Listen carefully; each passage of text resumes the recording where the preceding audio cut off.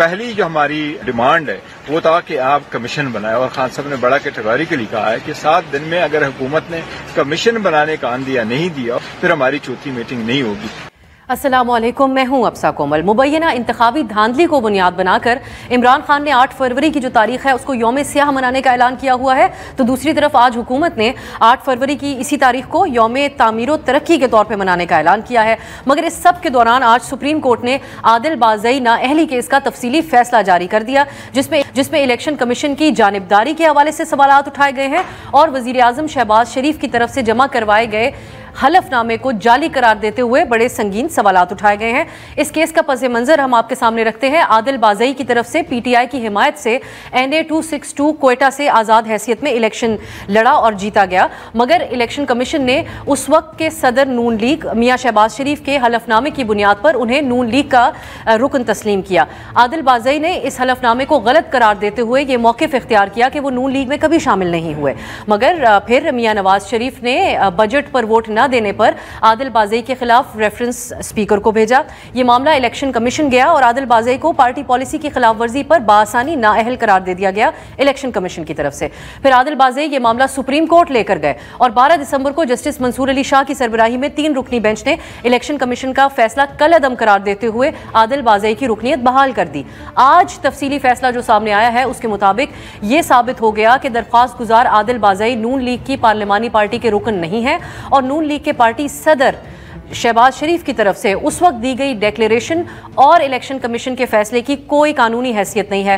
تفصیلی فیصلے میں مزید کہا گیا کہ عادل بازئی نے موجودہ وزیر اعظم پر غلط اور جعلی ڈیکلیریشن جمع کرانے کے سنگین الزامات عائد کیے، لہٰذا ہم توقع کرتے ہیں کہ سول کورٹ اور میجسٹریٹ جن کے سامنے یہ معاملہ زیر التوا ہے وہ جلد اس کا فیصلہ کریں۔ جسٹس عائشہ نے اپنے اضافی نوٹ میں الیکشن کمیشن کے کنڈکٹ پر سوال اٹھاتے ہوئے قرار دیا کہ کمیشن اس کیس میں اپنی آئینی ذمہ داری نبھانے میں ناکام رہا۔ الیکشن کمیشن نے ریکارڈ پر موجود شواہد کو نہیں دیکھا اور حلف ناموں کی تصدیق کے بجائے نون لیگ کے صدر کی طرف سے جمع کروائے گئے حلف نامے کو درست مان لیا۔ اس عمل سے الیکشن کمیشن کا ایک جماعت اور حکومت کی طرف جھکاؤ واضح ہوتا ہے جو کہ اس کی آئینی ذمہ داری کی نفی کرتا ہے۔ ہم پروگرام میں ڈسکس کریں گے کہ اب یہ کیس تو ایک MNA کا تھا، لیکن کیا یہ الیکشن کمیشن اور حکومت کی ساکھ کو مزید متنازع بنا رہا ہے؟ PTI کے موقف کو آگے لے کر بڑھ رہا ہے، تائید ہو رہی ہے اس موقف کی، اور ساتھ ہی جعلی حلف نامہ جمع کروانا جو اس وقت کے وزیر اعظم ہیں شہباز شریف بطور پارٹی صدر انہوں نے کیا تھا، تو یہ آنے والے دنوں میں ان کے لیے مشکلات پیدا کر سکتا ہے کیونکہ معاملہ عدالت کے سامنے ہے۔ اس کے علاوہ پروگرام میں PTI اور حکومت کے مذاکرات کے مستقبل کے حوالے سے بھی بات کریں، کیا فیوچر ہے، اور 190 ملین پاؤنڈ کا جو فیصلہ آیا ہے یہ میرٹ کی بیسس پہ برقرار رہ پائے گا یا اس کا کیا مستقبل ہوگا۔ پروگرام کے آج کے موضوعات ہوں گے۔ اسلام آباد اسٹوڈیو میں میرے ساتھ تشریف فرما ہے مصطفیٰ نواز کھوکھر صاحب، سینئر پولیٹیشین ہیں، جناب سینیٹر ڈاکٹر ہمایوں محمد صاحب پاکستان تحریک انصاف کے سینئر رہنما، ہمیں رانا احسان افضل صاحب جوائن کر رہے ہیں، مسلم لیگ نون اور حکومت کی نمائندگی کریں گے۔ بہت بہت شکریہ آپ تینوں کا۔ رانا صاحب آپ سے آغاز کریں گے۔ عدالت کے سامنے تو یہ جعلی ڈیکلیریشن کے الفاظ عدالت نے اپنے اس فیصلے میں استعمال کیے ہیں، تو آج لوگ یہی جاننا چاہتے ہیں کہ جب عادل بازئی اس وقت خود کہہ رہے تھے کہ وہ آزاد حیثیت میں PTI کی سپورٹ سے الیکشن لڑے اور جیتے ہیں، تو آپ لوگوں نے کس بیسس کے اوپر اس کو اپنا ممبر ان کو ظاہر کیا؟ بسم اللہ الرحمن الرحیم۔ میں کوئی بہت فیملیئر نہیں ہوں اس کیس کے حوالے سے، بہرحال جو تھوڑا بہت مجھے پتا ہے کہ ایک ایفیڈیوٹ جو تھا جس کے اوپر غالباً انہی کی سگنیچرز ہیں، وہی اسی کی بیسس پہ ان کو PMLN کے اندر جو ہے وہ شامل کیا گیا اور وہ الیکشن کمیشن کے تھرو یہ سارا معاملہ ہوا۔ تو یہ تو اب وہ ایفیڈیوٹ جعلی تھا، ٹھیک تھا، یہ تو مجھے اس کی اتنی ڈیٹیل نہیں پتا، لیکن بالکل الیکشن کمیشن آف پاکستان کا جو ایک کردار ہے وہ بالکل ٹرانسپیرنٹ ہونا چاہیے ہے، آئینی رول ہے ان کا اور انڈیپینڈنٹ رول ہے اور وہ میرٹ پہ ہونا چاہیے۔ لیکن اگر کوئی ایسی دستاویز جو ہیں وہ سپریم کورٹ کی فائنڈنگ میں نقلی آئی ہیں یا کوئی جعلی آئی ہیں، یا مجھے اس کا ڈیٹیل فیصلے کا بھی ابھی میں نے نہیں پورا پڑھا کہ اس کے کیا مین جو آپ نے بتایا اسی سے پتہ چل رہا ہے، تو ٹھیک ہے، فیکٹس جو ہیں سرٹن ہونے چاہیے اور اگر کوئی غلطی ہوئی ہے اس کو درست ہونا چاہیے۔ وہ غلطی کہاں ہوئی ہے، وہ اگر میلافائڈی ہے تو وہ کیسے ہوئی ہے، اس کی انویسٹیگیشن ہونی چاہیے، اور اگر کسی نے کوئی غلط کام کیا، جعلی دستاویز جمع کرانا بھی ایک جرم ہے رانا صاحب پاکستان میں، ہم اس پہ لیگلی تو بات کریں گے، لیکن اب وہ اس وقت بطور پارٹی صدر کر رہے تھے اور اب وہ پرائم منسٹر ہیں ملک کے شہباز شریف صاحب، ان کے حوالے سے آپ کو پریشان کن لگتا ہے یہ فیصلہ؟ اس میں بالخصوص جعلی دستاویز کے جمع کرانے کا حوالہ دیا گیا ہے۔ مجھے تو یہ بالکل بھی پریشان کو نہیں لگتا. یہ تو چیز سرٹن کی جائے گی نا کہ وہ جو دستاویز جمع کرائے گئے وہ کس نے کرائے, اس پہ کس کے دستخط ہیں, وہ ٹھیک ہیں دستخط نہیں ہیں. تو یہ ساری چیزیں تو جب اس کی اب مجھے نہیں پتا اس ریٹن ججمنٹ کے اندر یہ چیزوں کا ان کا ذکر ہے یا نہیں ہے, لیکن یہ تو پھر اس کے اوپر کوئی نہ کوئی انویسٹیگیشن ہونی چاہیے. لیکن کوئی بھی جعلی کاغذ اگر کسی نے جمع کرایا ہے تو وہ غلط ہے اور اس پہ انویسٹیگیشن ہونی چاہیے. لیکن میں ریپیٹ کر رہا ہوں کہ I am not familiar with this whole case, تو میں کوئی اتھارٹی کے اوپر یا انفارمیشن کے اوپر بات نہیں کر رہا ہوں. چلے ہم اس کو مزید ڈیبیٹ آگے کرتے ہیں. اسٹوڈیو میں سینیٹر صاحب آپ کی طرف آؤں گے, پہلے میں کھوکھر صاحب سے ضرور اس کے اوپر ان کا موقف جاننا چاہوں گی. کھوکھر صاحب, حکومت تو آج کل کوئی بات ان کو پریشان کو نہیں نظر آتی ہے, لیکن یہ کتنا سنگین مسئلہ ہو سکتا ہے موجودہ پرائم منسٹر کے لیے؟ جعلی دستاویز قانونی طور پر آپ کیسے دیکھ رہے ہیں اس معاملے کو؟ دیکھیں, ہم پاکستانی کی قسمت میں یہ ہے کہ یا تو ہم کسی واقعے کے نتیجے میں دکھ کی صورت میں ہوتے ہیں, یا ایبسرڈٹی اتنی ہو جاتی ہے, مذاق خیزی اتنی ہو جاتی ہے کہ ہنسنے کو دل کرتا ہے کہ یار کہ ملک کا ہم نے کیا بنا دیا. ایک شخص ہے چیخ چیخ کے کہہ رہا ہے کہ میں فلانی جماعت کا ایم این اے ہوں, وہ اس کو بزد ہے کہ نہیں تم اس جماعت کے ایم این اے ہو. یعنی کہ ایک شخص جو اپنی کنوکشنز کے مطابق آپ کے ساتھ نہیں چلنا چاہتا, آپ اس کو بزد ہیں کہ آپ اس کو اپنے ساتھ چلائیں. اور پھر اس میں الیکشن کمیشن کا جو رول ہے وہ سب سے امپورٹنٹ ہے. اور یہ جو آج سپریم کورٹ میں معاملہ زیر بحث آیا, تو وہاں پر اس الیکشن کمیشن کا رول بھی ڈسکس ہوا کہ الیکشن کمیشن نے بغیر, دونوں ایفیڈیوٹس ان کے سامنے موجود تھے, لیکن کوئی ریزن الیکشن کمیشن نے نہیں دیا کہ انہوں نے وزیر اعظم کا, مسلم لیگ نون کا ایفیڈیوٹ کیوں قبول کیا اور ان کا اپنا جو ایفیڈیوٹ تھا وہ رد کیوں کیا. کوئی ریزن نہیں دیا. آپ سگنیچرز ویریفائی کرا لیتے. تو یہ اس ملک کے اندر اب تو مذاق خیزی اس حد تک چلی گئی ہے کہ یہ سارا کا سارا جو نظام ہے وہ ایک تھیٹر آف دی ابسرڈ, ایک ڈرامیٹک موومنٹ تھی, چلی تھی یورپ میں ورلڈ وار 2 کے تناظر میں, اور وہ زندگی کے میننگ لیس ہونے کے اوپر بات کی. یہ پاکستان میں ہر چیز میننگ لیس ہو گئی ہے. آپ دیکھیں, سپریم کورٹ کی کوئی سینکٹیٹی نہیں ہے, سیاست کی کوئی سینکٹیٹی نہیں ہے, پارلیمان کی کوئی سینکٹیٹی نہیں ہے. کتنا اب ہر دور میں, اس میں یہ نہیں کہ موجودہ دور میں چیزیں ابتر ہوئی ہیں. عمران خان صاحب کا دور تھا تو اس میں ہم نے الیکٹورل پروسیس کے اندر میں نے اور ڈاکٹر مصدق ملک صاحب نے کیمرے پکڑ لیے وہاں پر. یہ دور آیا تو اس کے اندر ایم این ایز کو پارلیمنٹ کے اندر سے گرفتار کر لیا. اس وقت جو تحقیقات کرنے کے لیے کمیٹی قائم کی گئی اس کی ایک بھی میٹنگ نہیں ہوئی. آج بھی جو کمیٹیز بنائی گئیں ایک بھی میٹنگ نہیں ہوئی. یعنی کہ ہر ادارے کی سینکٹیٹی ختم ہو چکی ہے, پالیٹکس میننگ لیس ہو چکی ہے. اور یہ جو ہماری مذاق خیز حرکتیں ہیں, ہم پوری قوم کے سامنے ایک جوکر کی حیثیت پیش کر رہے ہیں, مسخرے کی حیثیت پیش کر رہے ہیں. ان دس کیس, یہ جو ہم بات کریں عادل بازئی کے کیس کی, اس میں ان کے حلقے کے عوام کی بھی کتنی یہ حق تلفی اور بےحرمتی ہے. میں ڈاکٹر صاحب کو بھی شامل کرتی ہوں. ڈاکٹر صاحب, یہ الیکشن کمیشن کے نے قانونی تقاضے پورے نہیں کیے, ایک جماعت کی طرف ان کا رجحان یا جھکاؤ نظر آیا, یہ آپ لوگوں کے موقف کی تائید ہے, یہ جسٹس عائشہ کا اضافی نوٹ ہے, آپ کیسے دیکھتے ہیں اس معاملے کو؟ بسم اللہ الرحمن الرحیم. ایاک نعبد و ایاک نستعین. وہ ابھی یہ بات کر رہے تھے مصطفیٰ صاحب, تو میرے دماغ میں وہ شعر یاد آ رہا تھا کہ بازیچہ اطفال ہے دنیا میرے آگے, ہوتا ہے شب و روز تماشا میرے آگے. تو اس طرح ہے کہ مجھ سے زیادہ کیا انہوں نے الیکشن لڑا ہے, 2 حلقوں سے لڑا اسلام آباد میں. ان کے پاس فارم 45, ان کے پاس جو فارم 45 ہیں ان کو دیکھ لیں, اور پاکستان تحریک انصاف کے پاس جو فارم 45 ہے ان کو دیکھ لیں. اور یہ ود بینگ این آنریبل مین انہوں نے کتنی جگہ کہا ہے کہ کیا کیا چیزیں. لیکن اب بات کس کی کر رہی ہیں؟ الیکشن کمیشن کی. Election commission is the most flawed institution in Pakistan ہر دور میں. اگر انہوں نے کسی چیز کو کرنا, دیکھیں ان کا ایک کام ہے پاکستان میں فری فیئر ٹرانسپیرنٹ الیکشن کرنا, اور یہی جو ایفیڈیوٹ ہے. لیکن سوال یہ ہوتا ہے, ابھی رانا صاحب کہہ رہے تھے کہ اس کے اندر کچھ ہے. سمپل سی بات ہے, پرائم منسٹر صاحب یا president of Pakistan Muslim league نون وہ ایک ایفیڈیوٹ دے رہے ہیں کہ اس چیزوں کے بنیاد پہ یہ بندہ ہمارا ہے.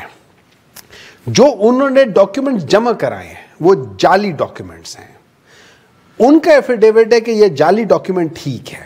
سو اس کا مطلب ہے کہ جو پرائم منسٹر آف پاکستان ہے وہ جعلی ڈاکیومنٹ کے اوپر ایفیڈیوٹ لکھ کر دے رہے ہیں کہ یہ ٹھیک ہے. اس سے بڑا فراڈ کیا ہو سکتا ہے؟ ٹھیک ہے, انہوں نے تو بعد میں کرایا کہ یہ غلط ہے, انہوں نے بعد میں جمع کرایا یہ غلط ہے. یہ ایکچولی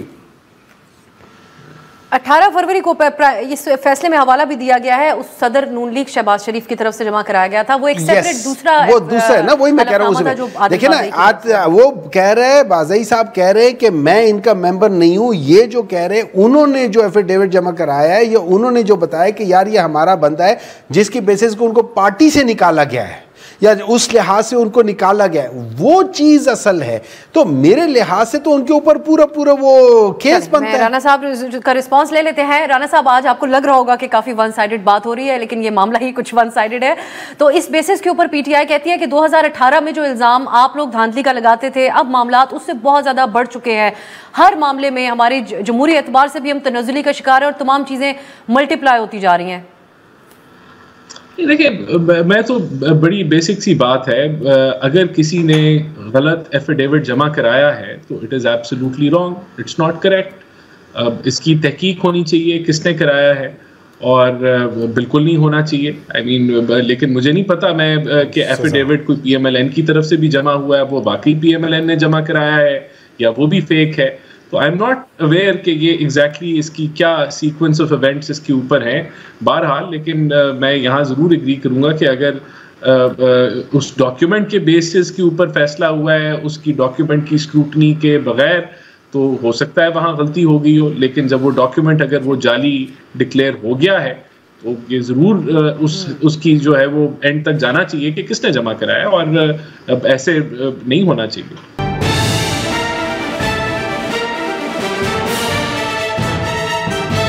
صاحب, پی ٹی آئی کی طرف سے جو مطالبات سامنے رکھے گئے ہیں اس میں الیکشن مینڈیٹ جو آپ کا ایک موضوع بحث ہے, تمام ہمارے بہت سے لوگوں کا یہ موضوع ہے, وہ اس کا مطالبہ نہیں ہے. ایک کی گمان تھا کہ شاید ایک سب سے نمبر 1 مطالبہ یہی ہوگا. اس کو آپ کیسے دیکھتے ہیں؟ آپ سمجھتے ہیں کہ اس کو ایک پیچھے رکھ دیا پی ٹی آئی نے, اب آگے بڑھ گئے اس سے؟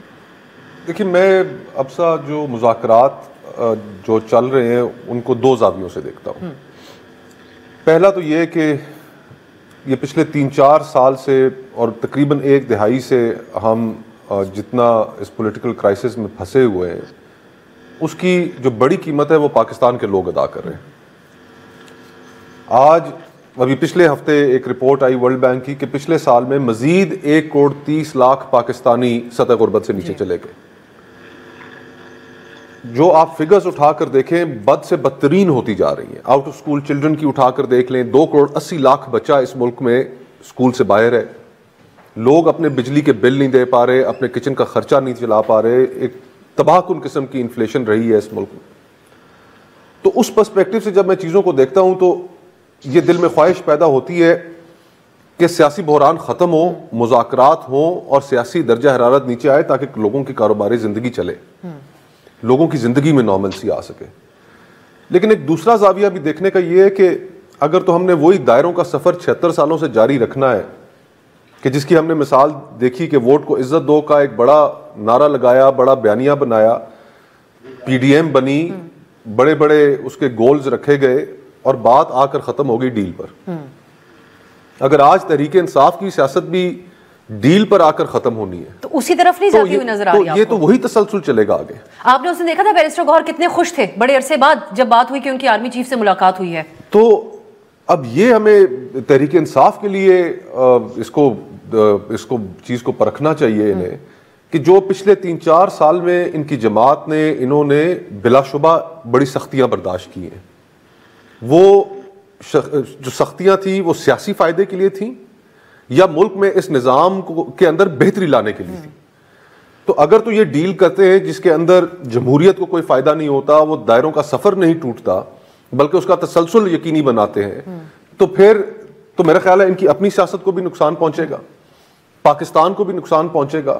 اور ہم جو اکثریت ہے پاکستانیوں کی جو چاہتے ہیں کہ اس ملک کے اندر عوام کی رائے کو اہمیت ملے, वो सब भी मायूस होंगे पीटीआई की सियासत। डॉक्टर साहब, जो उम्मीद की किरण एस्टेब्लिशमेंट के साथ कोई राब्ता बहाल होने की सूरत में हमें नजर आई पिछले 1.5-2 साल में, ये तो हमें मिजाज भी नजर नहीं आया पीटीआई का। उस दिन जिस तरह बैरिस्टर गौहर साहब ने बात बताई आके कि उनकी मुलाकात हुई आर्मी चीफ से, तो ये जो दायरों के सफर का खोखर साहब हवाला दे रहे हैं उसमें आप लोग खुद भी तो ऐड ऑन करते हैं। आज भी इन मुज़ाकरात का एक नुक्ता क्यों नहीं है कि पाकिस्तान में हकीकी जमहूरियत होनी चाहिए, डील्स वगैरह या इस किस्म की बैकडोर बातचीत एस्टेब्लिशमेंट से सियासतदानों की नहीं होनी चाहिए? देखिए, इस पे कमेंट करने के लिए आपको थोड़ा सा ज़रा बैकग्राउंड में पाकिस्तान का बैकग्राउंड देखना पड़ेगा, और वो एक है, वो इकोनॉमिस्ट इंटेलिजेंस यूनिट है जो डेमोक्रेसी इंडेक्स को देखते हैं, जिसमें ये 4-5 चीज़ों को देखते हैं, जिसमें इलेक्टोरल प्रोसेस हो गया, फंक्शनिंग ऑफ द गवर्नमेंट हो गया, उसमें पॉलिटिकल पार्टी की पार्टिसिपेशन हो गया एंड सो फॉर्थ। ये 5-6 चीज़ें होती हैं जिसको वो देखते हैं, फिर उनको वो मार्क्स देते हैं। अच्छा, ये याद रखें कि रिसेंटली अभी 2023 में पाकिस्तान ने 0.88 मार्क्स लूज़ किए हैं, और पाकिस्तान इस वक्त ऑटोक्रेसी में है, मतलब ऑटोक्रेटिक अथॉरिटेरियन रिजीम है। इससे पहले 2008 से लेके 2022 तक पाकिस्तान जो था वो हाइब्रिड रिजीम जिसे कहते हैं ना, कि जिसका मतलब ये फखर की बात नहीं, मैं वो कह रहा हूँ ना, मैं बात कर रहा हूँ पाकिस्तान में आज तक कभी कोई ट्रू डेमोक्रेसी में कभी गई नहीं, उस पॉइंट पे गई नहीं है, इसी तरफ रहे हैं। उससे पहले जो था मुशर्रफ का दौर था, मुशर्रफ के दौर भी ऑटोक्रेटिक दौर था। लेकिन मजे की बात ये दौर, मुशर्रफ के दौर में 4 पॉइंट को जब आप क्रॉस करते ना तो आप उसमें चले जाते हैं, ये हाइब्रिड सिस्टम में चले जाते हैं, मतलब डेमोक्रेसी की सबसे गंदी तरीन आप समझ ले वो कर ले, ठीक है। उसके बाद मुशर्रफ के दौर में 3.92 था, आज 3.25 है, आज 3.25 है। इसको सिफर पे ले जाने में पीटीआई क्यों कोई किरदार अदा नहीं करती? ठीक है, मेरी बात सुने ना, सिफर पे नहीं जाना, वो तो बहुत खराब है ना। आप लोग कहते हैं हमारी आर्मी चीफ से मुलाकात हुई, दूसरी सिक्योरिटी जरा कहते हैं कि सियासतदानों से बात करें। मैं बताता हूं ना, इसको ऊपर ले जाने का सिर्फ एक तरीका है। वो तरीका क्या है? Free, fair, transparent elections. जब तक फ्री, फेयर, ट्रांसपेरेंट इलेक्शंस नहीं होंगे, पाकिस्तान में डेमोक्रेसी नहीं फलेगी फूलेगी। क्यों? उसकी वजह यह होती है कि अगर मुस्तफा मेरिट पर है, ये मेरिट पर लोगों को लेकर आएगा, लेकिन अगर मुस्तफा मेरिट पर नहीं है तो फिर ये उससे कम मेरिट वाले बंदों को लेकर आएगा, क्योंकि ये इसको सूट करता है। तो आप बेसिकली आप पॉलिटिकल मेरिट को डिनाई कर रहे हैं। आप ज्यादातर जो सियासी जमातें मौजूद हैं उनकी बुनियाद भी वहीं से रखी गई, इस हालात में क्या हो? दो फर्क है। अब मैं अगर पॉलिटिकल जमातों की बात कर लेता हूं, अगर हम उनकी हिस्ट्री देखें, देखिए मैं देखता हूं कि मैं बीज कहां से बोया गया। मैं जैसे आपकी जमात का hold on, allow me please, मैं बीच करना चाहूँ, मैं अपनी जमात से स्टार्ट करता हूँ। हमारी जमात 1996 में स्टार्ट हुई थी, 2011 तक इसने फुल स्ट्रगल किया। 2011 तक फुल इसने जद्दोजहद की। 2011 में, उससे पहले तो लोग इसको टांगा पार्टी कहते थे, वो पूरी स्ट्रगल अपनी जगह पे। अब मैं आ जाता हूँ पीपल्स पार्टी के पास। पीपल्स पार्टी 1962 में, सुन लेना, 1962 में cabinet minister of N autocratic government, ठीक है, नहीं 65 में उनको निकाल दिया था, 69 में उन्होंने अपने आप को एक पार्टी बनाई थी, 69 में उन्होंने अपनी पार्टी बनाई थी, ठीक है, मैं बता रहा हूँ। और 1985 में अपने मियां नवाज शरीफ साहब विदाउट एनी पॉलिटिकल गवर्नमेंट वो आ गए थे। सर, आप सियासतदानों के साथ इलेक्शन मैंडेट या जमहूरियत की मजबूती और मैं बिल्कुल करना चाहता हूं के मामला सियासतदानों के हल करने को क्यों नहीं एडवोकेट कर रही? इसी के ही हक में हूं, इसी के ही हक में हूं, लेकिन एट द सेम टाइम उस दिन उम्मीद की किरण, उस दिन आर्मी चीफ से मुलाकात की बात के ऊपर क्यों जागी? मुझे नहीं पता कि वो क्यों इतने खुश थे। ख्वाहिश इतनी सी है कि वो हमारे साथ मिल जाए और मिलके,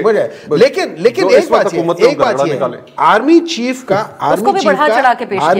का या एस्टैब्लिशमेंट का सच मेरी नजर में इन सब लोगों ने मिलके, इंक्लूडिंग पॉलिटिकल पार्टी, हमने बैठ के एक बात करनी है। वो बात ये करनी है, जो पाकिस्तान का जो मैनुअल है वो है कॉन्स्टिट्यूशन। हमने कॉन्स्टिट्यूशन को मसख भी नहीं करना और हमने कॉन्स्टिट्यूशन के लिहाज से चलना है। उनके जो क्लॉजेज होते हैं ना, उनको हमने बाईपास करने के लिए भी हमने कोई इस किस्म के लॉज नहीं पास करने जो कॉन्स्टिट्यूशन को डिनाई करते हैं। कुछ आपने हिस्ट्री की बेसिस के ऊपर कुछ बात की है, लेकिन एक ब्रेक। राना साहब, आप तफसीली रखिएगा।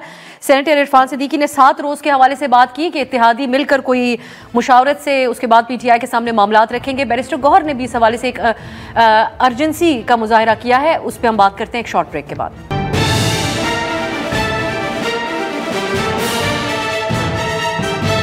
بریک کے بعد خوش آمدید بات کرتے ہیں پی ٹی آئی اور حکومت کے درمیان مذاکرات کے حوالے سے حکومت کیا سوچتی ہے.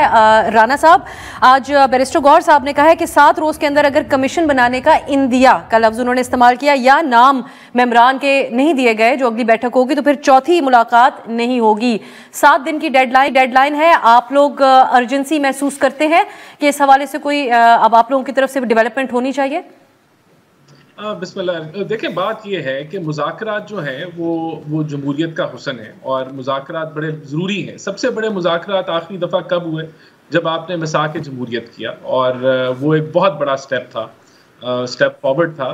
اس کے بعد جو میرے ابھی کولیگ ڈاکٹر ہمایوں نے پوری تاریخ انہوں نے سنائی, اس میں آئین کا بھی ذکر کیا اور جمہوریت کی روح کا بھی ذکر کیا, لیکن وہ بھول گئے کہ جو ان کی سیاست تھی وہ کس جنرل کے تھرو جو ہے وہ پہلا جلسہ ہوا اور پھر کس کے سپورٹ کے تحت انہوں نے دھرنے دیے, اور پھر جب یہ حکومت میں آئے تو کس طریقے سے ایک سیٹ بیک اس الیکشن میں, دھاندلی زدہ ترین وہ الیکشن تھا جو یہ کہہ رہے ہیں کہ بالکل اس کی نمائندگی ہونی چاہیے جس کو ووٹ پڑے. تو وہ دھاندلی زدہ ترین الیکشن کے بعد جب یہ آئے اور پھر جب یہ حکومت میں آئے تو تب تو انہوں نے یہ سوچا ہی نہیں کہ یہ جو ہے وہ اپوزیشن سے کوئی بات چیت کریں, اور انہوں نے پوری اپوزیشن کو جو ہے ایک بڑا زبردست قسم کا رگڑا لگانا شروع کیا. اور جب ان کو آئینی طریقے سے نکالا گیا تو اس کے بعد انہوں نے جو ہے وہ اس ملک میں آپ کہہ لیں کہ جو کیمپین چلائی انسٹیٹیوشنز کے خلاف جن کو یہ وہ تاریخی حوالہ ہی ہے رانا صاحب, یہ باتیں ہم یہ ویسے تاریخی حوالے آپ کے پاس یہ حق ہے کہ آپ اس پہ رسپونڈ کریں, لیکن اگلے میٹنگ سے پہلے کمیشن کے حوالے سے آپ لوگوں کی طرف سے کوئی نام سامنے رکھے جا سکتے ہیں؟ 9 مئی کے اوپر کمیشن کے حوالے سے آپ لوگ کیا کہتے ہیں؟ اس پہ صاف انکار ہے یا بات ہو سکتی ہے؟ دیکھیں لاء منسٹر نے تو اپنا پوائنٹ آف ویو دیا ہے اس کے اوپر. وہ ٹیکنیکل پوائنٹ آف ویو ہے کہ جب جس معاملے میں سزائیں بھی آ جائیں عدالتوں سے تو پھر اس کے اوپر آپ جوڈیشل کمیشن تو پھر نہیں بنتا نا, کیونکہ اگر جو چیزیں 90% ٹرائلز جو ہے وہ مکمل تقریباً ہونے کی طرف ہیں اور کافی پارٹ ان کا مکمل ہو چکا ہے تو تب آپ جوڈیشل کمیشن کیا بن سکتا ہے. تو یہ انہوں نے ٹیکنیکل اپنا ویو پوائنٹ دیا, لیکن کیونکہ یہ ایک انڈر کنسیڈریشن ہے تو ہر جماعت اپنی انٹروسپیکشن کرے گی, گورنمنٹ بھی کرے گی, اور وہ پھر ایک تحریری طور پہ ان کو جو ہے وہ اس کا جواب دیا جائے گا. لیکن بات یہی ہے نا کہ اگر آپ جوڈیشل کمیشن بنائیں گے تو اس کے کیا ٹی او آرز ہوں گے, وہ ان کو قابل قبول ہوں گے نہیں ہوں گے. تو یہ چیز جو ہے وہ مینڈیٹ ملا ہوا ہے کمیٹی کو, تو وہ اس کے سامنے ایک وہ ڈیٹیل معاملات لیں گے. بات یہ ہے کہ مذاکرات بڑھنے چاہیے ہیں, ڈیڈ لائنز نہیں رکھنی چاہیے. مذاکرات کا مطلب ہی یہ ہوتا ہے کہ اگر آپ ایک کنکلوژن کی طرف نہیں پہنچتے تو پھر آپ اس کا جو ہے قریب ترین جو چیز ہے اس کی طرف بڑھ جاتے ہیں. لیکن آپ ڈیڈ لائنز دے کے اگر دھمکیاں دیتے جائیں تو یہ قریب ترین کیا ہو سکتا ہے ویسے مثال کے طور پہ رانا صاحب؟ جوڈیشل کمیشن کے قریب ترین دوسری کیا بات ہو سکتی ہے؟ یہ تو ابھی جب گورنمنٹ حتمی طور پہ جواب دے گی کہ جوڈیشل کمیشنز کیا ٹوٹلی رد ہیں یا اگر ان کو بنانا ہے تو کس طریقے سے وہ بنیں گے, کیا ان کے ٹرمز آف ریفرنس ہوں گے, تو تب اس کے اوپر بحث ہو سکتی ہے کہ قریب ترین کیا ہو سکتا ہے. ایک جواب گورنمنٹ کی طرف سے آ جائے تو تبھی اس پہ جو ہے وہ ڈیٹیل بحث ہوگی کہ کیا قریب ترین ہو سکتا ہے. لیکن یہ رکنا نہیں چاہیے عمل, یہ عمل بڑھنا چاہیے ہے. اس عمل کا میرا جو پورا میں آپ کو جو پرانی تاریخ کے بارے میں بتا رہا تھا, پی ٹی آئی جو ہے وہ ایبسلوٹلی ناٹ, اور یہ فائنل کال اور ہم خان کو رہا کریں گے, اور ایک بڑی اگریسو اسٹریٹ ایجیٹیشن اور جلاؤ گھیراؤ کے بعد مذاکرات میں آئی. اور یہ جماعت مذاکرات میں بلیو نہیں کرتی. جب ان کو ہر جگہ سے ہار ہوئی ہے, آکسفورڈ کے الیکشن سے ہار ہوئی ہے, امریکہ کے جو گلی گلی کوچا کوچا پھرنے کے بعد وہاں سے جب انہوں نے ایک پریشر بلڈ کرنے کی کوشش کی, لیکن ان کی تھوڑی بہت انگیجمنٹ جو یہاں ڈومیسٹک لیول کے اوپر ہوئی ہے اس کو آپ لوگ اتنا زیادہ سنجیدہ نہیں لے رہے اور اس پہ بات نہیں کر رہے. کھوکھر صاحب کی طرف القادر ٹرسٹ کیس کا فیصلہ جو آیا ہے اس بارے میں اب ہم بات کر لیتے ہیں. یہ کھوکھر صاحب آپ کی نظر میں میرٹ کی بیسس کے اوپر یہ فیصلہ آیا ہے؟ حکومت کا موقف تو یہ ہے کہ بہت بڑی بے ضابطگی, کانفلکٹ آف انٹرسٹ تھا, ایک بطور پرائم منسٹر انہوں نے بہت بڑی فیور لی, یا آپ سمجھتے ہیں کہ یہ قائم نہیں رہ پائے گا؟ غالباً 2015 میں پیناما کا سکینڈل آیا تھا, یہ شاید 16 ہوگا. اس وقت سے لے کر آج تک 9-10 سال گزر چکے ہیں. ان میں ہم نے لاتعداد ہزاروں ٹاک شوز کیے ہیں. پہلے مسلم لیگ نون کی کرپشن پہ, پھر ایون فیلڈ بیچ میں آیا, اور پھر عزیزیہ آیا, پھر قطری لیٹرز آئے, اور پھر اس کے بعد عمران خان صاحب کا دور آیا, پھر فیک اکاؤنٹ کیسز ڈسکس ہوئے, ڈاکٹر عاصم کی کرپشن ڈسکس ہوئی, ابھی ان کی ہو رہی ہے. پاکستان میں جو میٹر کرتی ہے وہ ایک چیز ہے کہ اگر آپ کے اسٹیبلشمنٹ سے تعلقات ٹھیک ہیں تو آپ کو 100 گناہ بھی معاف. اگر آپ کے اسٹیبلشمنٹ سے تعلقات خراب ہیں اور ٹھیک ہو جاتے ہیں تو آپ اگر لندن میں جلاوطنی گزار رہے ہیں تو پھر آپ جب ایئرپورٹ پہ پہنچتے ہیں تو وہاں پر پورا عدالتی عملہ موجود ہوتا ہے آپ کو فیسیلیٹیٹ کرنے کے لیے. تو پاکستان کی تاریخ میں اب تو میں سمجھتا ہوں لیکن اسٹیبلشمنٹ سے تعلقات خرابی کے بہانے اگر ایسا کوئی معاملہ سامنے آ جائے جس نوعیت کا القادر ٹرسٹ کیس کا معاملہ, آپ سمجھتے ہیں کہ یہاں پر بے ضابطگی ہوئی عمران خان سے؟ دیکھیں ہم اس کے اوپر آج ہم جن میرٹس کے اوپر اگر بات کرتے ہیں, فار ایگزامپل مجھے یہ بتائیے کہ اگر سیٹلمنٹ ہو جاتی ہے اور ڈیل ہو جاتی ہے تو کیا اس کے بعد یہ موضوع گفتگو رہے گا بھی؟ آج کیا ہم عزیزیہ ایون فیلڈ ڈسکس کر رہے ہیں, پیناما ڈسکس کر رہے ہیں, فیک اکاؤنٹ کیسز ڈسکس کر رہے ہیں؟ نہیں کر رہے نا. تو اس وقت بھی ان کی اہمیت ختم ہو جائے گی. گزارش یہ کہ ہمیں جس چیز کو ایڈریس کرنا ہے اس کی طرف ہم جا ہی نہیں رہے. ہمیں ایڈریس کس چیز کو کرنا ہے؟ ایک تو ملک کا نظام جہاں پہ ہم نے بہت سی چیزیں ٹھیک کرنی ہے, وہاں پہ جو نظام انصاف ہے اس کے اوپر کسی فریق کو اعتبار نہیں ہے. وہ نظام انصاف استعمال ہوتا ہے پولیٹیکل وکٹمائزیشن کے لیے, وہ ایک ٹول ہے. تو آج یہی نیب ہے نا کہ جس کے بارے میں الزام میں کوئی میرٹ نہیں ہے کھوکر صاحب آپ کی نظر میں؟ یہ ہم ضرور یہ ایک ڈیبیٹ ہے, سیاسی مقدمات بنتے ہیں, سیاسی وکٹمائزیشن ہوتی ہے پاکستان میں. میں نے تو اتنا یہ پچھلے 10 سالوں کے اگزامپل آپ کو دی کہ ٹروث کبھی پتہ ہی نہیں چلتی ہمیں کہ اصل ٹروث تھی. لیکن اس نوعیت کی بات پولیٹیکل وکٹمائزیشن تو ایک حقیقت ہے نا. اگر عمران خان صاحب کے آج تعلقات ٹھیک ہو جاتے ہیں تو یہ باتیں ہم نہیں کریں گے. لیکن برطانوی ایک عدالت کے اندر ایک معاملہ سیٹل ہوتا ہے, وہاں پر وہ یہ کہتی ہے ان کی عدالت کے اکاؤنٹ فریزنگ آرڈرز تو دیے جا رہے ہیں, یہ سیٹ اسائڈ نہیں کرتے جو سگنیفیکنس ہے اس تمام معاملے کی. یہ جو پیسہ ہے یہ رزلٹ ہے اس اگریمنٹ کا جو ان لوگوں کے درمیان ہوا, علی ملک اور NCA کے درمیان. تو یہ جو پیسہ ہے یہ ریٹرن کیا جائے اسٹیٹ آف پاکستان کو. یہ ایک حصہ ہے, پیراگراف ہے اس کا 84 برطانوی عدالت کے فیصلے کا. تو آپ نہیں سمجھتے کہ یہ جس انداز میں آگے ہینڈل میں نے نیب کی جو ابھی ریسنٹلی ججمنٹ جو ہینڈ ڈاؤن کی ہے جج صاحب نے وہ پوری پڑھی. اب اس ججمنٹ کے اندر مجھے جو پہلی چیز جس نے سرپرائز کیا وہ یہ تھا کہ NCA کا کوئی ریکارڈ, نیشنل کرائم ایجنسی کا, برطانوی حکومت کے ساتھ اس معاملے میں جو کچھ بھی خط کتابت ہوئی وہ اس کا حصہ ہی نہیں ہے. تو جس چیز کے اوپر آپ نے ساری بنیاد کھڑی کی وہ حصہ ہی نہیں ہے اس میں پروسیڈنگز میں, وہ ایویڈنس ہی نہیں. یہ میں ضرور ڈاکٹر صاحب یہ فریم ورک اگریمنٹ کا ہی ذکر ہے ہر جگہ, وہ کیا ہے اس میں کچھ تو بات سامنے آئے, ایسا کیا طے کیا تھا شہزاد اکبر صاحب نے وہاں پر؟ دیکھیں مصطفیٰ نے بڑے اچھا پوائنٹ اٹھایا تھا کہ وہ حصہ ہی نہیں ہے. اس طرح ہے اس کے اوپر لکھا ہوا ہے کہ کورٹ اس کو اگر چاہے تو کر سکتی ہے فار سم پرپس.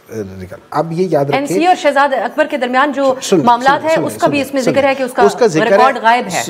دیکھیں کچھ بھی نہیں ہے بیسیکلی. یہ سارا کیس ایک جو ان لوگوں کا ہے کہ یہ نومبر 2019 میں شہزاد اکبر نے ایک سگنیچر کیا تھا. اچھا گورنمنٹ کہتی ہے کہ وہ ڈاکیومنٹ جو ہے نا فورج ہے کیونکہ اس کے اوپر جو ڈیٹ ہے وہ ہاتھ سے لکھی گئی ہے, اور میرے خیال میں 12 ہے یا 18 نومبر 2019 ہے. اور جو دوسری ڈاکیومنٹ ہے جو اس کے اندر ہے جو گورنمنٹ کے پاس اس وقت کی گورنمنٹ نے جو سائن کیا تھا وہ دسمبر 2019 کی ہے. اچھا اس میں جو گورنمنٹ نے جو صرف چیز جس کے اوپر سائن کیا تھا یا جس کے اوپر کیبنٹ سے پوچھا تھا وہ صرف ایک تھا کہ نان ڈسکلوجر کی بیسس پہ کیا اس کو ہمیں نان ڈسکلوجر ہی رکھنا چاہیے جس پہ بات ہوئی تھی, اس کے میرٹ کا نہیں ہوتا. اس کی وجہ یہ ہے کہ یہ سب کچھ سائن ہوا تھا جیسے میں آپ کو بتا رہا ہوں سادہ الفاظ میں ہم بات کریں ڈاکٹر صاحب, ٹھیک ہے, خان صاحب جو ایک معیار سیٹ رکھتے تھے میں اسی کی بات کر رہا ہوں, اس بیسس پہ اگر کوئی اس قسم کا پیسہ اور وہ بھی ایک ایسے پراپرٹی ٹائکون کا جن کی ایک اپنی شہرت اور یہاں انویسٹیگیشن ہو رہی تھی. بول لینے دیں مجھے, بول لینے اجازت ہے, میں عام الفاظ نہیں میں اسی طرف آ رہا ہوں. اس کی وجہ یہ تھی کہ جو پیسہ تھا اس کے اوپر اگر آپ وہ UK کی پوری وہ ججمنٹ پڑھ لیں یا اس لفافے کو کھول کے پڑھ لیں, اس میں لکھا ہوا ہے یہ اس کے اندر کوئی پروسیڈز آف کرائم نہیں ہے, یہ آؤٹ آف کورٹ سیٹلمنٹ ہے بٹوین NCA اور وہ ہے 45 ان کا پیرا آپ بتا رہے ہیں. میں 84 کا اسی لیے حوالہ دے رہی ہوں کیونکہ جب ایک صحافی نے پوائنٹ آؤٹ کیا تو پوری PTI نے وہ دیکھا. نہیں دیکھیں بہت ساری چیزیں ہمیں نہیں پتا تھی, اب پتہ چل جاتی ہے. بعض لوگ محنت کرتے ہیں, بعض لوگ انویسٹیگیٹر, انہوں نے اکاؤنٹ فریز کیے, پیسے پاکستان کو واپس ملے ان کے قوانین کے مطابق. خان صاحب کو یہ زیب دیتا تھا کہ وہ القادر ٹرسٹ کے لیے ان کے ساتھ معاملات طے کر لیں. القادر ٹرسٹ یہ یاد رکھیں, القادر ٹرسٹ اسی سال اس سے پہلے ہو گیا تھا, اس وقت تک یہ نہیں آیا تھا کیس. القادر ٹرسٹ کسی اور وجہ سے ہوا تھا, اور وہ صرف اور صرف اس کے اندر دو چیزیں تھیں کہ جو یوتھ ہے اس کو اور لیکن ایک بات وہ الگ چیز ہے, اس کا اس سے تعلق نہیں, وہ الگ چیز ہے. یہ سارا کا سارا ہوا تھا اس میں, یہ انہوں نے کہا تھا کہ یہ واپس, یہ بھی سننے میں آیا کہ انہوں نے کہا تھا کہ یہ واپس سپریم کورٹ کے اس اکاؤنٹ میں جائے, کیونکہ یہ منی لانڈرنگ کے لحاظ سے, پروسیڈ آف کرائم کے لحاظ سے یہ منی لانڈرنگ نہیں تھا, یہ ان کا پرائیویٹ تھا. اور یہ یاد رکھیں یہ وہ پیسہ ہے جو حسن نواز نے جو پراپرٹی لی تھی, ان کے اوپر 2-3 اور انکوائریز بھی ہوئی تھیں. آپ کو تو ایک ہی کا ذکر آپ کرتے ہیں. رانا صاحب, فریم ورک اگریمنٹ آپ لوگ ہی پبلک کر دیں جس کا تذکرہ ہر جگہ ہے, آپ لوگ ہی بتائیے اس بند لفافے میں کیا تھا جو ایک مسٹری بنا ہوا ہے پاکستان میں. نہیں دیکھیں, یہ سارا کنفیوژن پھیلا رہے ہیں, یہ نیا پروپیگنڈا شروع کر رہے ہیں. دیکھیں ہر پہلو اس معاملے کا جو ہے وہ ڈسکس ہو چکا ہے, اور جو سمپل بات ہے, دیکھیں نیشنل کرائم ایجنسی کوئی منی گرام نہیں ہے. جو پیسے یہ انہوں نے نیا مفروضہ چھوڑا ہے نا کہ جی وہ پیسے تو ملک ریاض صاحب کو واپس آنے تھے, تو وہ تو یہ جو ہڈن ایگریمنٹ ہے اس کا یہ حصہ ہے, اور یہ اگر وہ آ جائے تو بڑا کلیئر ہو جائے. دیکھیں یہ کوئی نیشنل کرائم ایجنسی منی گرام نہیں ہے کہ جو پیسے ٹرانسفر کر کے ملک ریاض صاحب کو واپس پاکستان میں کر دیں, وہ وہیں کر دیتے. اور یہ ان کی نیشنل کرائم ایجنسی کی اپنی سٹیٹمنٹ ہے کہ the assets will be returned to the state of Pakistan. یہ ان کی جو پریس ریلیز ہے اس کا حصہ ہے. وہ اسٹیٹ آف پاکستان میں پیسے نہیں گئے, وہ پیسے جو ہیں وہ ایڈجسٹ ہو گئے ایک فائن کے اگینسٹ. یہ سب یہ پہلا کرائم ہے. دوسرا کرائم یہ کہ جب یہ پیسے ابھی آئے بھی نہیں تھے تو انہوں نے اس کے عوض جو ہے وہ زلفی بخاری صاحب نے وہ زمینیں لے لیں, اور پھر یہ پوری جو ہے یہ سارا معاملہ ہوا. اب وہ جو آپ کہہ رہے ہیں کہ جی وہ ایگریمنٹ سامنے آ جائے, ہو سکتا ہے وہ سامنے آ جائے, نیشنل کرائم ایجنسی سے پوچھا جائے کہ بھئی ہم اس کو اوپن کرنا چاہتے ہیں تو اوپن ہو جائے گا, لیکن اس سے کوئی فرق نہیں پڑے گا. جو حقائق ہے they are clear transparent as اینی تھنگ, وہ سب کے سامنے ہے. یہ ایک پیسہ اگر یہ ایڈجسٹ نہ ہوتا ملک ریاض صاحب کے اکاؤنٹ کے اندر جو ان کا فائن تھا, اور یہ ریاست پاکستان میں چلا جاتا تو یہ کیس بنتا ہی نہ, یہ ختم, یہ کہ کوئی بحث ہی نہ ہوتی. لیکن کیونکہ یہ کرائم کمٹ کیا گیا, ایک بہت بڑا فیور دیا گیا, اب اس کو یہ گھما پھرا کے آپ دیکھ لیں, ڈاکٹر صاحب کی بات سننے کوئی سمجھ نہیں آئی وہ کیا کہہ رہے ہیں. اور جتنے بھی پی ٹی آئی والے اب نیا مفروضہ چھوڑ رہے ہیں وہ اٹ از آل اسپننگ, لوگوں کو کنفیوز کرنے کی ضرورت کر رہے ہیں. یہ ہائی کورٹ میں جائیں, سپریم کورٹ میں جائیں, this judgment is going to stick. It's not going to go anywhere کیونکہ یہ absolutely on merit ہے. یہ اوپن اینڈ شٹ کیس تھا, اینڈ ہی ابھی جو ان کا سٹیٹس ہے وہ ملزم سے وہ سزا یافتہ کنوکٹڈ مجرم بن چکے ہیں, اور وہ ان کی کرپٹ پریکٹسز جو ہیں ثابت ہو چکے ہیں, اینڈ نو لانگر ہی صادق نبی. یہ فیکٹ ہے, یہ حقیقت ہے. اب یہ بنیادوں کے اوپر جیسے سائفر کا کیس تھا, سائفر کے ہوتے ہوئے سائفر کو نہیں پروڈیوس کیا, ختم ہو گیا. اسی طرح یہ کیس ہے, جیسے مصطفیٰ نے کہا ہے کہ اس کو جب پروڈیوس نہیں کیا, آپ کیس کس بات پہ کر رہے ہو؟ آپ کہتے ہو بندہ قتل ہے, بندہ کدھر ہے, بندہ ہے ہی نہیں. چلے ایک بریک کی طرف جاتے ہیں, کچھ اس پہ حقائق فیصلے میں ہیں بھی ایسے جو سامنے رکھے گئے. باقی آگے اس معاملے کو ڈیفینڈ کرنا پروسیکیوشن کے لیے کتنا مشکل ہوگا, جب فیصلے میں یہ کہا گیا ہے کہ اس کا جو شہزاد اکبر اور این سی اے کے درمیان کمیونیکیشن ہے اس کو کوئی ریکارڈ موجود ہی نہیں ہے, غائب ہے. ایک بریک کی طرف جاتے ہیں, واپس آ کے اسی پہ بات ہوگی.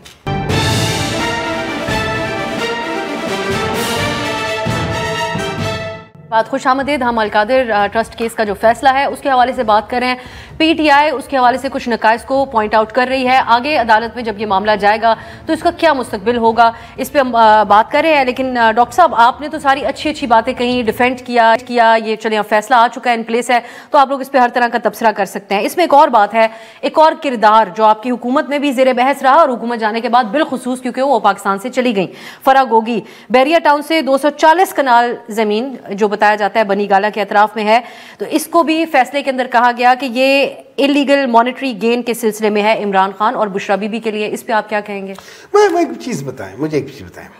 ایک طرف ایک آدمی کو آپ بری کر دیتے کہ اس کے بچوں سے لینا دینا نہیں ہے, دوسری طرف آپ دوسرے بندے کو کہتے ہو کہ نہیں تمہاری بیوی کی سہیلی ہے اس لیے تم پکڑے گئے ہو. فرنٹ مین کا بھی ایک کانسیپٹ ہوتا ہے وائٹ کالر کرائم میں. چلو فرنٹ مین کے کانسیپٹ میں یہ ہے الیکشن جو مین وومن جو بھی ہے, آپ الیکشن ترامیم ایکٹ جو ہیں جو ان لوگوں نے پاس کیے جن کے بیسس پہ یہ سارے نکل گئے بیچ میں سے, اس میں یہ ہے کہ اگر کوئی سویلین یا کوئی اور بندہ فرنٹ میں آتا ہے آپ کوشچن نہیں کر سکتے ہو.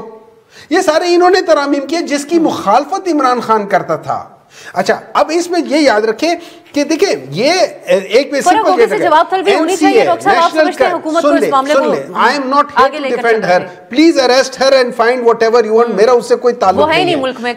میرا اس سے کوئی تعلق نہیں ہے, نہ میں اس کو ڈیفینڈ کرنا چاہتا ہوں. اس وقت کی پنجاب حکومت کے پروٹوکول میں نکل گئی تھی, اس پنجاب حکومت کو بھی نہیں ڈیفینڈ کرنا چاہتا ہوں. میں اس وقت ایک بات میں کر رہا ہوں, میں اس کیس پہ کر رہا ہوں.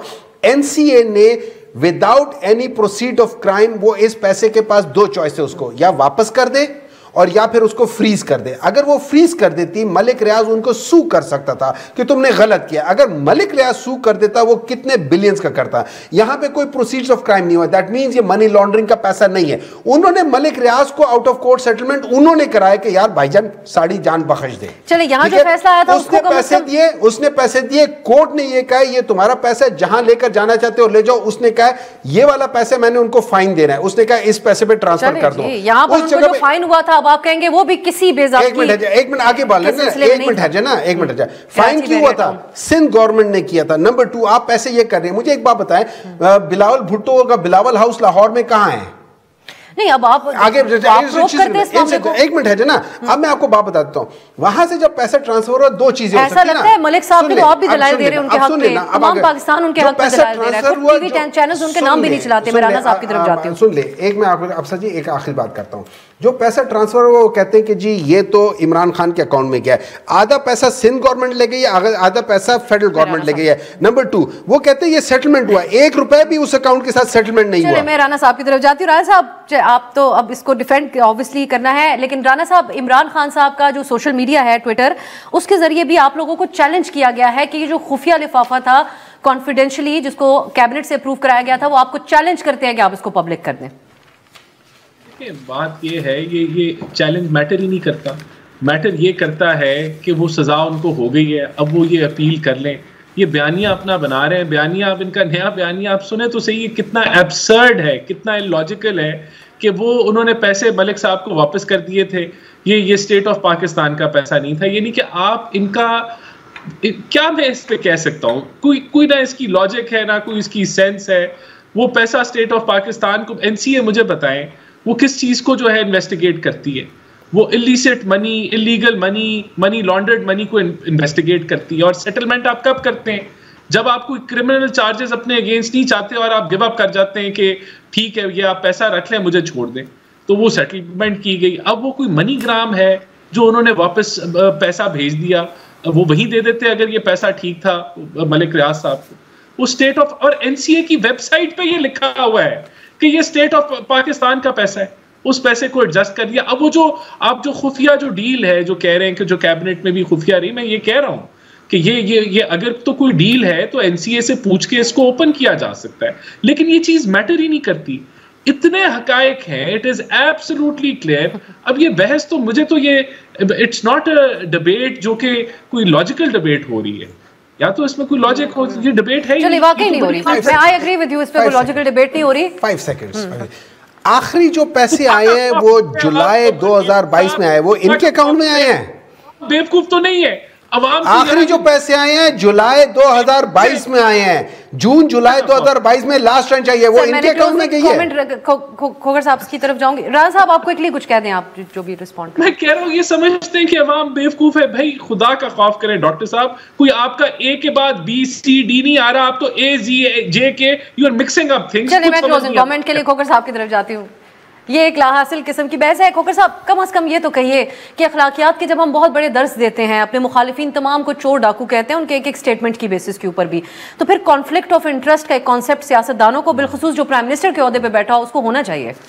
دیکھیں بالکل کانفلکٹ آف انٹرسٹ جو ہے وہ ہماری سیاست میں ایگزسٹ کرتا ہی نہیں. ہم سیاست باہر, اب جس طرح برطانیہ ہے, برطانیہ میں وہاں کا جو ہاؤس آف کامنز ہے یا ہاؤس آف لارڈز ہے, اس کے اندر ایک کانفلکٹ رجسٹر کرنے کے لیے ایک باقاعدہ کتاب رکھی گئی ہے کہ ہر MP یا ہاؤس آف لارڈز کا جو ممبر ہے وہ اس کے اندر اپنا کانفلکٹ آف انٹرسٹ جو ہے وہ اس کے اندر رجسٹر کرے گا. لیکن ہمارے ہاں اس طرح کی کوئی روایات نہیں ہے, اور یہ across the board political parties, اس میں چاہے PTI ہو, مسلم لیگ نون ہو, پیپلز پارٹی ہو, جمعیت علماء اسلام ہو, یہ ہمارے ہاں رواج ہے ہی نہیں. لیکن تحریک انصاف آف کورس اس کے اوپر ذرا ہائر سٹینڈرڈ اپلائی ہوتا ہے اس سینس میں کہ باقی ساروں کو ہمیشہ وہ ایک طرح سے سائڈ پہ کر دیتے تھے اور کہتے تھے کہ جی کہ ہم بہتر ہیں، اور ہم بہتر اس لیے ہیں کہ ہم اچھے سٹینڈرڈز گورننس میں لے کر آئے گے. بزدار صاحب میں سیاستدان ہیں، ان کا احترام کرتا ہوں، لیکن ایک 12 کروڑ کا صوبہ آپ بزدار صاحب کو نہیں دینا چاہیے تھا. آپ کو وہاں پر کوئی ایک ایکسپیرینسڈ آپ کو ایک آدمی وہاں پر رکھنا چاہیے تھا. آپ کی گورننس کے اندر آپ نے جو وعدے کیے تھے 1 کروڑ نوکری کا، 50 لاکھ گھروں کا، آج تو وہ زیر بحث تو آج خان صاحب اور پی ٹی آئی کے پاس وکٹمائزیشن والی ایک بات ہے، الیکشن مینڈیٹ سٹیل ہونے کی. ماضی کا کوئی حوالہ اپنے دور حکومت کا دینے کے لیے آپ سمجھتے ہیں کہ اتنا کچھ بھی نہیں ہے؟ جی یہی تو ہماری بدقسمتی ہے اس ملک کی کہ وکٹم کارڈ سیاستدانوں کے ہاتھ میں پکڑا دیا جاتا ہے. اور وہی عمران خان صاحب کا دور تھا کہ وہ بائی الیکشنز بھی ہار رہے تھے، خیبر پختونخوا میں لوکل گورنمنٹ الیکشنز بھی ہار گئے، لیکن جیسے ہی ان کے ہاتھ وکٹم کارڈ آیا پاکستان کے لوگوں نے رسپونڈ کیا. اور وہی وکٹم کارڈ جب مسلم لیگ نون کے پاس تھا، میاں نواز شریف کے پاس تھا، وہ ووٹ کو عزت دو مجھے کیوں نکالا، لوگوں نے رسپونڈ کیا. تو ہم سیاستدان ابھی تک وہ پرنسپل کانٹرڈکشن کو ایڈریس کرنے کے لیے تیار ہی نہیں ہے کہ چلانا کس، جس وجہ سے سیاستدانوں کو بڑی انفارچونیٹ بات ہے لیکن بہت کمپرومائزڈ کہا اور سمجھا جاتا ہے. بہت شکریہ مصطفیٰ نواز کھوکھر صاحب، سینیٹر ہمایوں محمد صاحب اور رانا احسان صاحب اس پروگرام میں شریک ہوئے. ناظرین، اب آنے والے دنوں میں ڈونلڈ ٹرمپ کی اب حلف برداری ہونے جا رہی ہے، تو کیا اثرات ہوں گے اس کے پاکستان اور امریکہ کے تعلقات کے حوالے سے؟ اس کو ہم آئندہ ضرور موضوع بحث بنائیں گے. اجازت دیجیے، خدا حافظ.